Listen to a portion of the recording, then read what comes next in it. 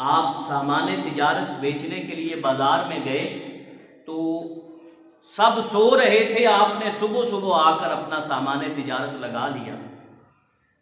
اس سے یہ بات بھی ثابت ہوتی ہے کہ جو صبح کے وقت کی تجارت ہے اس میں اللہ رب العزت کی طرف سے برکت ہے، اس میں برکت ہے۔ حضور علیہ الصلوۃ والسلام نے صبح صبح سامان تجارت لگا لیا۔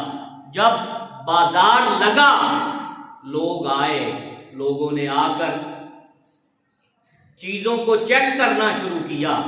اور اس بازار کا ایک اصول تھا کہ گاہک کو اعتبار دلانے کی خاطر وہ لات و منات کی قسمیں کھایا کرتے تھے۔ ایک گاہک آیا، اس نے بارگیانی کی،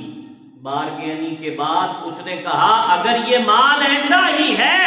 تو آپ کھائیے لات و منات کی قسم۔ حضور نے فرمایا مجھے کیا ضرورت پڑی لات و منات کی قسم کھانے کی، میں تو پہلے بھی ان کو اچھا نہیں جانتا اور کبھی بھی ان کے سامنے نہیں جھکا، میں نے تمہیں جو چیز بتا دی ہے وہی چیز ہے، اگر تمہیں یہ سودا قبول ہے تو لے لو وگرنہ چھوڑ دو۔ ہم سب تاجر بیٹھے ہیں، تھوڑی بہت تجارت ہر کوئی کرتا ہے، یہ تجارت کے اندر قسمیں کھانا اور اللہ کی قسم، رسول کی قسم اور قسمیں اس طریقے سے کھانا کہ میں بھاؤ کے بھاؤ تمہیں دے رہا ہوں، یہ بھی حاضرین کرام